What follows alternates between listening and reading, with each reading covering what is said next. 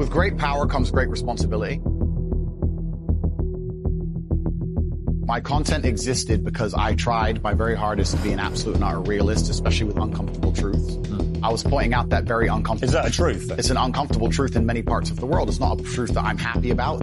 I don't want to be seen as a negative influence in the world. I know that there's a whole bunch of men. I get thousands of emails a week from men whose lives I've saved. I get thousands of emails a week from men who are on the verge of suicide and I've saved their lives. I believe in protecting and providing. I've been misunderstood. I don't want anybody to be offended by anything I say. I want to be a positive force in the world.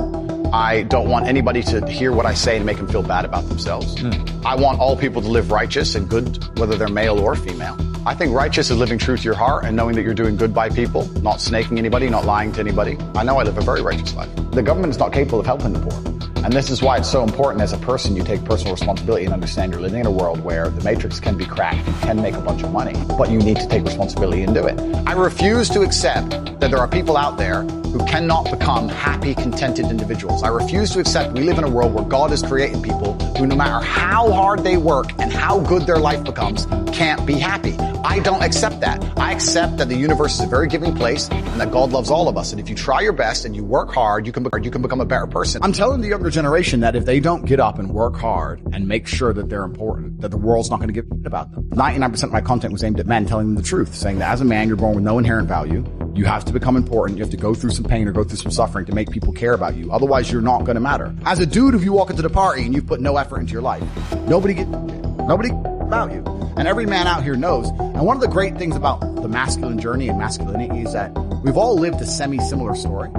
It's kind of cool. Like, we've all been the teenager, gets heartbroken. We've all been unimportant. We've all like worked hard and then started to get some clout. And then we've all kind of lived the same kind of journey. So I say to everybody out there, yeah, if you don't follow that path and follow that journey and in one way or another get to the top, whether it's fighting, whether it's comedy, whether it's musician, whatever it is, if you're just going to stay somewhere near the bottom and then at the age of 44, email me saying I'm depressed, well, of course you're depressed, loser. Yeah. But that was your choice because you have to build yourself as a man. And if you decide not to build yourself, then your life's going to suck. My main message is to resist the slave mind, to understand that every single thing you're being told has an agenda behind it or you wouldn't be told it otherwise. To examine every strongly held belief you have and try and identify where it comes from and why you have it. I sit and argue with people, I discuss things with people, and they so fervently believe a point. And I say, why do you believe that so much? Like, do you have personal experience? No, but I saw the news. The news told you X, and now you are desperate. You will sit here for hours arguing that point. A lot of people are completely empty vessels ready to be programmed. And I try and tell people, listen, to just stop for a second and understand that the things they're telling you to believe are not necessarily for your benefit. The people who make the rules don't make the rules for the benefit of everybody. They make the rules for the benefit of the people who make the rules of the game. So telling people to resist a slave mind and just be critical thinkers, keep their brain open, pay attention to things, be perspicacious, that's the general theme. And it doesn't matter whether you're left, right, liberal, man, woman, etc. It's just think for yourself. That's the general message. I believe men and women are a beautiful union. I think we're slightly different, but when we work together, we're the most powerful force in the world. And I certainly believe that men and women are a beautiful union. I think we're slightly different, but when we work together, we're the most powerful force in the world. And I certainly believe that men and women, when they work together, is the most beautiful force on the planet. So of course I believe in men and women. Of course I believe in love. Of course I believe in marriage. Of course I believe in family. Okay. I believe in marriage in the traditional sense. I believe a man has a duty to stand up and be a real man. I believe that the problem with the world today that we are facing is that not enough men are sticking to the age-old ways of masculinity. I believe that me standing up and saying a man must protect a woman and provide for her, so he needs to make sure that she's safe. He needs a degree of authority. I believe women are sovereign individuals and they can make any choice they so desire.